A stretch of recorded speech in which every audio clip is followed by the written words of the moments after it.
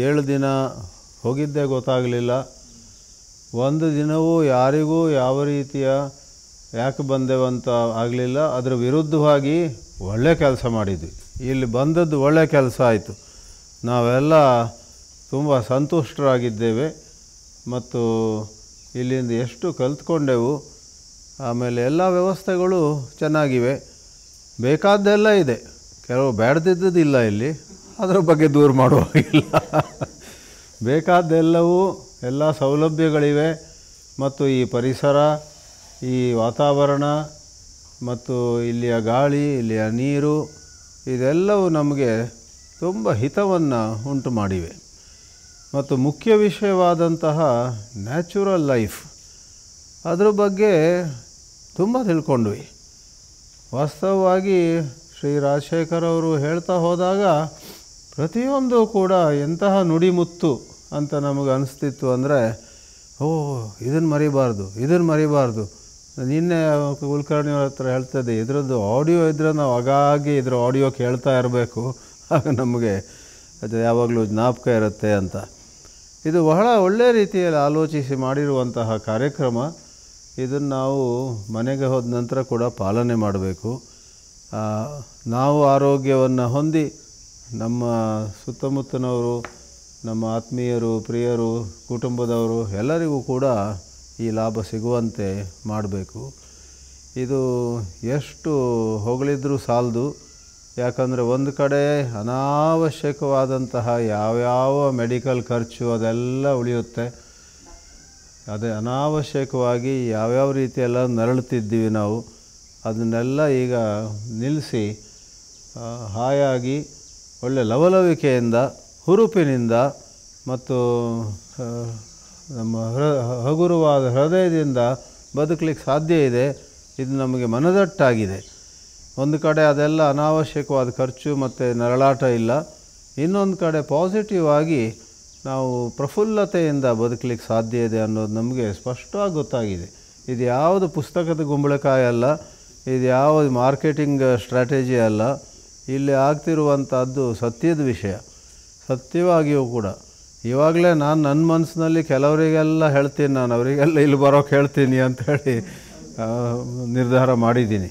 ಇದ್ರ ಬಗ್ಗೆ ತಿಳಿಸಿ ಅವ್ರಿಗೂ ಕೂಡ ಪ್ರೋತ್ಸಾಹಿಸ್ತೀನಿ. ಕನ್ನಡಿಗರಿಗಂತೂ ಬಹಳ ಸುಲಭ, ಇಲ್ಲೆಲ್ಲ ಸಾಹಿತ್ಯ ಕನ್ನಡದಲ್ಲಿ ತಯಾರಿದೆ. ಮತ್ತು ಮುಂದೆ ಕಾಲಕ್ರಮೇಣ ಕನ್ನಡ ಬಲ್ಲದವರಿಗೂ ಕೂಡ ಇಂಗ್ಲೀಷ್ನಲ್ಲಿ ಇತ್ಯಾದಿ ಇಲ್ಲಿ ಕಾರ್ಯಕ್ರಮಗಳಾದರೆ ಅದು ಕೂಡ ದೊಡ್ಡ ಲೋಕೋಪಕಾರ ಆಗುತ್ತೆ ಅನ್ನೋದರಲ್ಲಿ ನನಗಂತೂ ಎಳ್ಳಷ್ಟು ಸಂಶಯ ಇಲ್ಲ. ಮತ್ತು ಹೇಳ್ತಾ ಹೋಗಬಹುದು.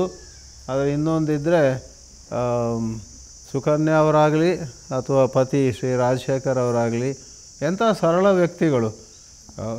ಯಾರಾದರೂ ಇವರೇ ರಾಜಶೇಖರ್ ಅಂತ ಹೇಳಿದ್ರೆ ಗೊತ್ತಾಗೋದಿಲ್ಲ ಇಲ್ಲಿ ಯಾರು ಇವರು. ಇಷ್ಟೆಲ್ಲ ಚಂದವಾಗಿ ನೀವು ನಡೆಸ್ತಿದ್ದೀರಾ. ಆದರೆ ನಮಗೆ ಯಾವ ರೀತಿ ಕೂಡ ನೀವೇನೋ ಮೇಲೆ ಕೂತ್ಕೊಂಡು ಹೇಳ್ತಿದ್ದೀರಂತ ಅನಿಸಲಿಲ್ಲ. ನಮ್ಮೊಳಗೆ ಒಂದಾಗಿ ನಗುತ್ತಾ ಹಾಸ್ಯದಲ್ಲಿ ವಿಜ್ಞಾನವನ್ನು ತಿಳಿಸಿಕೊಟ್ರಿ, ವಿಜ್ಞಾನದಲ್ಲಿ ಹಾಸ್ಯವನ್ನು ಬೆರೆಸಿಕೊಟ್ರಿ. ಆದ್ದರಿಂದ ನಾವು ನಗುತ್ತಾ ಸಂತೋಷದಿಂದ ಎಷ್ಟೆಲ್ಲ ಕಲಿತೆವು ಮತ್ತು ಎಲ್ಲವೂ ಕೂಡ ಪ್ರಾಕ್ಟಿಕಲ್ ವಿಸ್ಡಮ್. ಆದ್ದರಿಂದ ಕೊನೆಯದಾಗಿ ಅಧ್ಯಾತ್ಮದ ಜೊತೆ ಜೋಡಿಸುತ್ತಾ ನಾನು ಬಹುಶಃ ಉದ್ಘಾಟನಾ ದಿನವೂ ಹೇಳಿದ್ದೆ.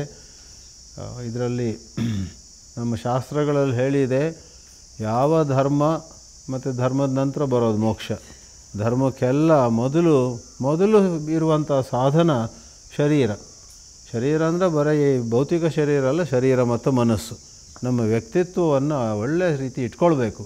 ಶರೀರಂ ಆದ್ಯಂ ಖಲು ಧರ್ಮ ಸಾಧನಂ ಅಂತ ವಾಕ್ಯ ಇದೆ. ಶರೀರ ಮನಸ್ಸುಗಳನ್ನು, ಯಾಕಂದರೆ ಅವಿಬ್ಬರು ಪರಸ್ಪರ ಸಂಬಂಧ ಉಳ್ಳಂಥದ್ದು. ನಮ್ಮ ಶರೀರ ದಿನವೂ ರೋಗದಲ್ಲಿದ್ದರೆ ಮನಸ್ಸು ಹಾಳಾಗಿ ಹೋಗುತ್ತೆ. ಮನಸ್ಸು ಹುಚ್ಚುಚ್ಚಾಗಿ ಇದ್ದರೆ ಶರೀರ ಆರೋಗ್ಯದಲ್ಲಿರಲಿಕ್ಕೆ ಸಾಧ್ಯ ಇಲ್ಲ. ಆದ್ದರಿಂದ ಶರೀರ ಮನಸ್ಸುಗಳನ್ನು ಒಳ್ಳೆಯ ರೀತಿಯಲ್ಲಿ ಇಟ್ಕೊಂಡಾಗ ಎಂತೆಂಥ ದೊಡ್ಡ ಆಧ್ಯಾತ್ಮಿಕ ಸಾಧನೆಯೂ ಕೂಡ ಸುಲಭವಾಗ್ತದೆ. ಆಧ್ಯಾತ್ಮಿಕ ಸಾಧನೆಗೆ ಈ ಸ್ವಾಸ್ಥ್ಯ, ಈ ಆರೋಗ್ಯ ಮತ್ತು ಚಂದವಾಗಿ ಇರುವಂಥದ್ದು ಬಹಳ ಮುಖ್ಯ. ಬರೋಕ್ಕೆ ಮೊದಲು ಕೂಡ ನನಗೊಂದು ಒಳ್ಳೆಯ ಅಭಿಪ್ರಾಯ ಇತ್ತು. ಕುಲಕರ್ಣಿಯವರೆಲ್ಲ ಹೇಳಿದಾಗ ಆದರೆ ಇಷ್ಟು ಅಂದಾಜಿರಲಿಲ್ಲ, ಇಷ್ಟು ರೀತಿ ಸ್ಪಷ್ಟತೆ ಇರಲಿಲ್ಲ. ಹೇಗೆ ಮಾಡ್ತಾರೆ, ಒಂದು ರೀತಿಯ ಅಸ್ಪಷ್ಟತೆ ಇತ್ತು. ಇಲ್ಲಿ ಬಂದು ನೋಡಿದ ನಂತರ ಇಲ್ಲಿಯ ಸರಳತೆ ಮತ್ತು ಉದಾಹರಣೆಗೆ ನಾನು ಆಹಾರ ರುಚಿಯಾಗಿರುತ್ತೆ ಅಂದ್ಕೊಂಡಿರಲಿಲ್ಲ. ಇಲ್ಲಿ ಈಗ 6-7 ದಿನ ಆದರೂ ಕೂಡ ಯಾರಿಗೂ ಬೋರ್ ಆಗಿಲ್ಲ. ಇವತ್ತು ಬೆಳಿಗ್ಗೆ ಕೂಡ ಉಪಾಹಾರದ ಬಗ್ಗೆ, ಬ್ರೇಕ್ಫಾಸ್ಟ್ ಬಗ್ಗೆ ಎಲ್ಲರೂ ಹೇಳ್ತಿದ್ರು, ರುಚಿಯಾಗಿದೆಯಲ್ಲ, ಪುಷ್ಟಿಕರ, ಆರೋಗ್ಯಕರ, ರುಚಿಕರ. ಜನರು ಕೂಡ ಸರಳವಾಗಿದ್ದಾರೆ ಮತ್ತು ಇಲ್ಲಿಯ ಕಾರ್ಯಕ್ರಮವು ಕೂಡ ಸರಳವಾಗಿದೆ, ಬಹಳ ಪರಿಣಾಮಕಾರಿಯಾಗಿದೆ. ಇದನ್ನು ಇಷ್ಟೇ ಹೇಳಬಲ್ಲೆ, ನಾನೇನು ವಿರುದ್ಧವಾಗಿ ಊಹಿಸಿರಲಿಲ್ಲ, ಚೆನ್ನಾಗಿರುತ್ತಂತ ಊಹಿಸಿದ್ದೆ. ಆದರೆ ಬಹಳ ಸ್ಪಷ್ಟವಾಗಿ ಮತ್ತು ಏನು ಹೇಳ್ತಾರೆ, ಇನ್ ಎ ಕನ್ಫರ್ಮ್ಡ್ ಮ್ಯಾನರ್, ಹೌದು ನಿಜವಾಗಿಯೂ ಇದು ಚೆನ್ನಾಗಿದೆ ಅನ್ನೋದಾಗಿ ಗೊತ್ತಾಯ್ತು. ಈಗ ಅದರ ಮಧ್ಯೆ 3-4 ಸಾರಿ ಒಳ್ಳೆ ಮಳೆ ಬಂದಾಗ ಅದೊಂದು ಎಲ್ಲರಿಗೂ ಖುಷಿ ಆಯಿತು. ಮಳೆಯಲ್ಲಿ ಆ ಉಷ್ಣತೆ ಕಡಿಮೆ ಆಯಿತು, ಹವೆ ಬದಲಾಗಿ ಹೋಯಿತು. ಹೀಗೆ ಒಂದಲ್ಲ ಎರಡಲ್ಲ ನೂರಾರು ರೀತಿಯಲ್ಲಿ ಈ 7 ದಿನಗಳು ಸಂತಸದಿಂದ ತುಂಬಿದ್ದವು ಅಂತ ಹೇಳಿದರೆ ಅದು ಅತಿಶಯೋಕ್ತಿ ಆಗುವುದಿಲ್ಲ. ಆದ್ದರಿಂದ ನಾನು ಹೃತ್ಪೂರ್ವಕವಾಗಿ ಶ್ರೀಯುತ ರಾಜಶೇಖರ್ ಅವರಿಗೆ, ಸುಕನ್ಯಾ ಅವರಿಗೆ, ಇಲ್ಲಿಯ ಎಲ್ಲ ಸಿಬ್ಬಂದಿ, ಇಲ್ಲಿಯ ಎಲ್ಲ ಮಂದಿಗೂ ಕೂಡ ನಾನು ಅಭಿನಂದನೆಗಳನ್ನು ಹೇಳ್ತೀನಿ, ಕೃತಜ್ಞತೆಗಳನ್ನು ವ್ಯಕ್ತಪಡಿಸ್ತೀನಿ ಮತ್ತು ದೇವರಲ್ಲಿ ಪ್ರಾರ್ಥನೆ ಮಾಡ್ತೀನಿ.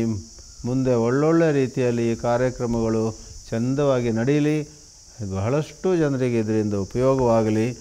ಇದು ಬಹಳ ಒಳ್ಳೆಯ ಕೆಲಸ ಅಂತ ಹೇಳುತ್ತಾ 2 ಮಾತುಗಳನ್ನು ಮುನ್ನುಡಿಸ್ತೀನಿ. ಬಿಪಿ ಶುಗರ್ ಪೀಡಿತರಿಗೆ ಇಲ್ಲಿ ಸಿಗುತ್ತೆ ಸರಳ ಪರಿಹಾರ.